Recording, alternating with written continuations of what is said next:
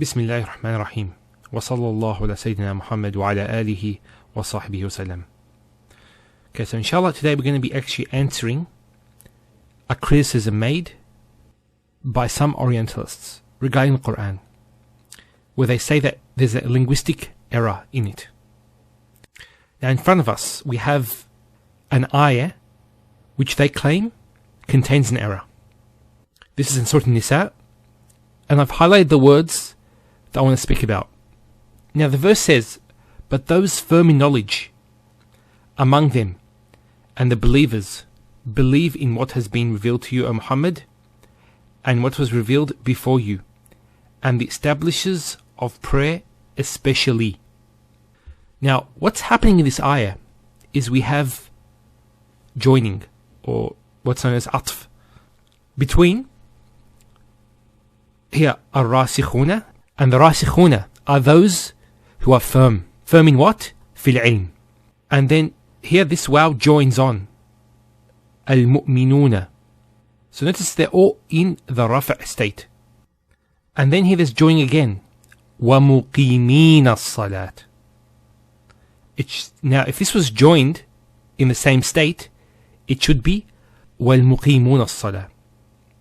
Because even the attributes mentioned after, mu'tuna az-zakat, it's rafa' in the rafa' state, and al-mu'minuna. So all these are marfu', and this is mansub. So what they say is this is a mistake, because if you join words with the conjunction the waw, they should all be in the same state. Now that's true, but there's actually a rhetorical device being used here. And this device is not new just to the Quran. This was used in ancient poetry as well. And what's happening here is we have a hidden verb, amdahu, or akhussu, or something along those lines. I praise, or I specify. So here there's a spotlight on this particular attribute of those who are the establishers of prayer. And that's why here the translation is especially. So how it should be, if this was actually mentioned, would be amdahu al-muqimeen as-salata. So here, wa, there's a verb here, amdahu. Therefore this will be the maf'ul bihi. So what do I praise? I praise al-muqimeen as-salata, the establishers of prayer. Now, one of the criticisms made by Orientalists is the following. This is one of the Orientalists who criticizes the Quran. Obviously that's his job, to find mistakes in the Quran. Otherwise he'd be a Muslim. What he says is the following. The word muqimeen should be muqimun. He continues on, he says, the word should be declined by the rafa' sign, like the other nouns in the sentence. Indeed, the two nouns before it, rasikhuna and mu'minuna, and the nouns after it, mu'tuna, are declined correctly.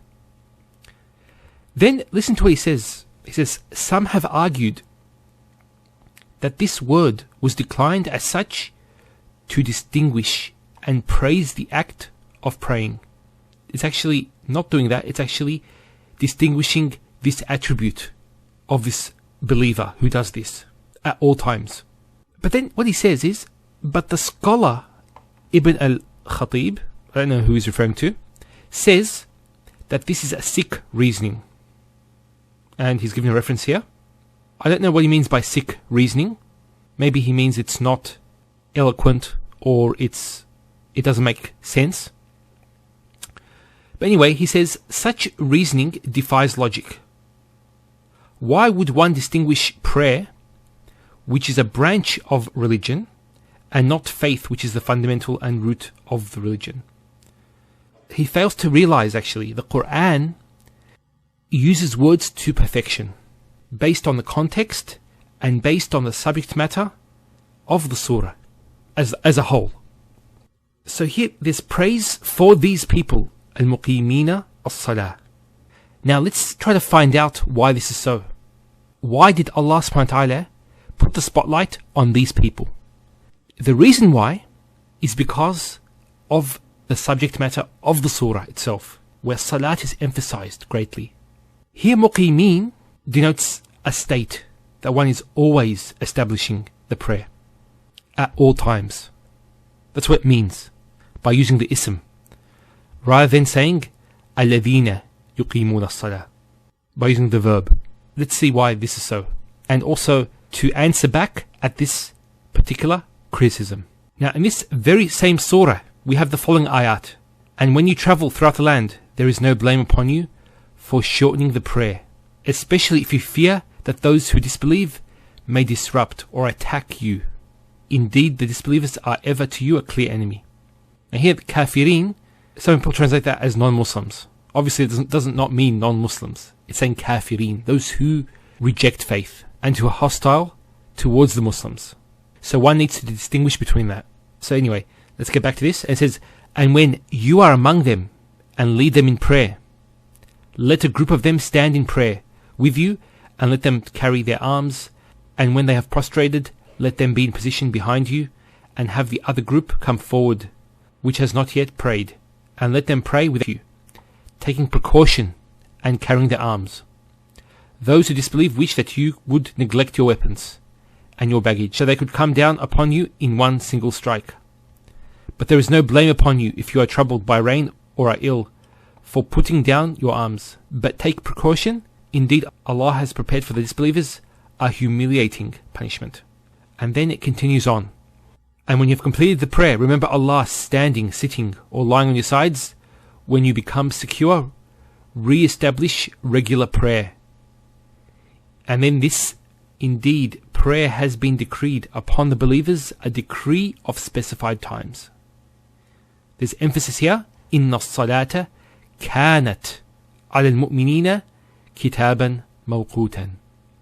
So this kana, actually kanat, is for permanence at all times, even on the battlefield, as was mentioned earlier, even when one's own life is in danger, which is probably the hardest of times that one will face in his life, when one's own life is in danger. Yet, we're told to establish the prayer. So see how beautifully Allah subhanahu wa ta'ala mentions this section in the surah where those who establish the prayer have been specified. One other point here is, if you go throughout the Quran and find salat being mentioned, the topic of prayer, there's only 2 surahs that talk about prayer the most in the whole Quran. And that's Surah Nisa as well as Surah Al-Baqarah. So one could argue, why wasn't muqimeen as-salat mentioned in Surah Al-Baqarah? Actually, there's another ayah in Surah Al-Baqarah where the same rhetorical device is used. It mentions as-sabirina. So it should be in sabiruna in the rafa state, but sabirina is used. Being patient in extreme poverty and harm, as well as on the battlefield. So there are 3. So it mentions those who are patient in those aspects, the hardest times. Now another point is in Surah Al-Baqarah, when salat is mentioned, you'll find that zakat is also mentioned. For example, الَّذِينَ يُقِيمُونَ الصَّلَاةَ وَمِمَّا رَزَقْنَاهُمْ يُنْفِقُونَ. Those who establish prayer and give out from what we have provided them. الَّذِينَ أَقَامُوا الصَّلَاةَ وَآتُوا الزَّكَاةَ. You actually find this throughout Surah Al-Baqarah. And also, as-salat is also mentioned with sabr. وَاسْتَعِينُوا بِالصَّبْرِ وَالصَّلَاةِ. Seek help in patience and prayer. Another point about this is in Surah Al-Baqarah, we have spending, sadaqah, zakah being mentioned in great detail.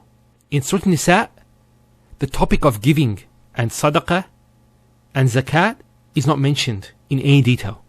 And whenever the ayat of salat are mentioned in Surah Nisa, they're mentioned alone.